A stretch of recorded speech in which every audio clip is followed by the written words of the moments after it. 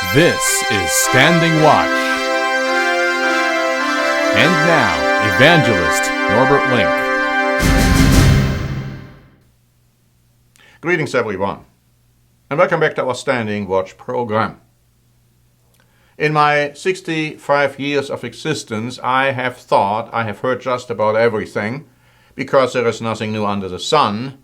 But I was recently struck by an article which again brought to mind the terrible deviation from the ways of this world in comparison to God's way of life. I'm referring to an article by ABC News dated July 27 saying this. The U.S. Pacific Fleet commander said Thursday he would launch a nuclear strike against China next week if President Trump ordered it, and warned against its military ever shifting its allegiance from its commander-in-chief. Admiral Scott Swift was responding to a hypothetical question at an Australian National University Security Conference following a major joint US-Australian military exercise off the Australian coast.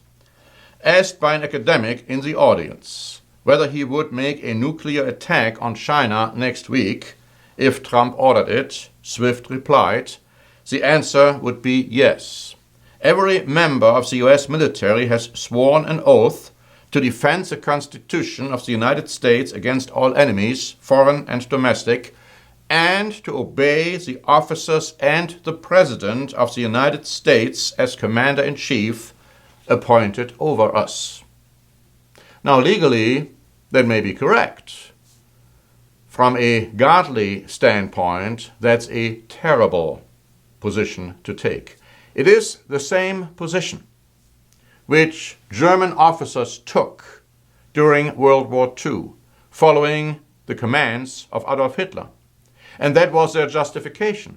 They said, we had to follow orders because we were giving an oath to, at that time, the Chancellor of Germany, Adolf Hitler. I recently wrote an article, and you can actually find it on our website under Letters. It was dated July 17, 2017, and it talks about the distinctions between patriotism and nationalism. I'm quoting in the article a very common statement, well known by Sidney Harris, saying this. The difference between patriotism and nationalism is that the patriot is proud of his country for what it does, and the nationalist is proud of his country no matter what it does. The first attitude creates a feeling of responsibility, while the second a feeling of blind arrogance that leads to a war.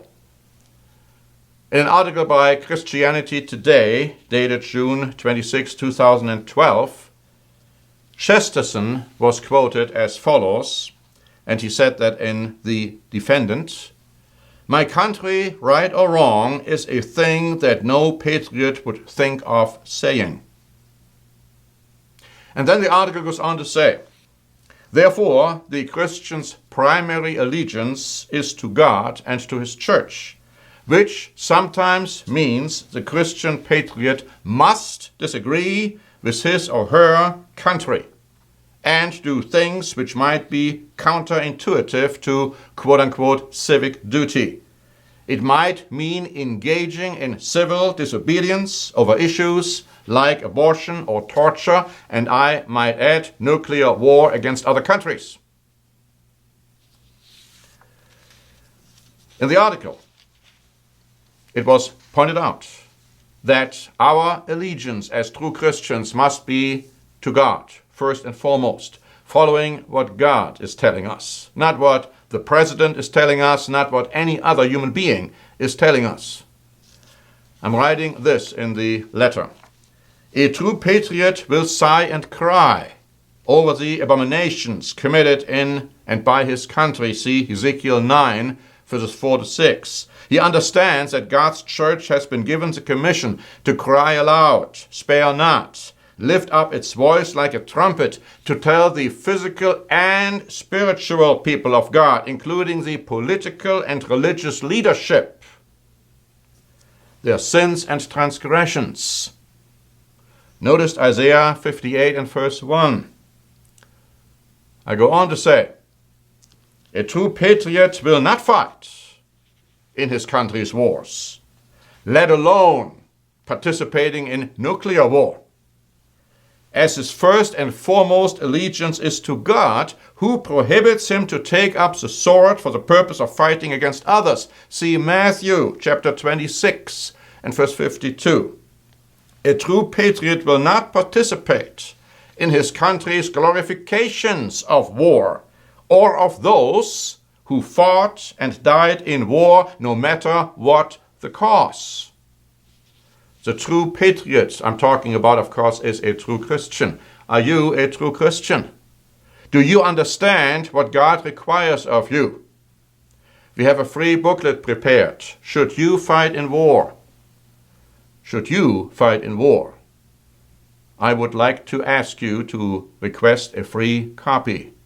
It will open your eyes as to what God has to say, both in the Old and the New Testament, about war. What you have heard, in all likelihood, is absolutely contrary, opposite to what God is telling you in His Bible. Thank you very much for listening. This is Norbert Leng for the Standing Watch program.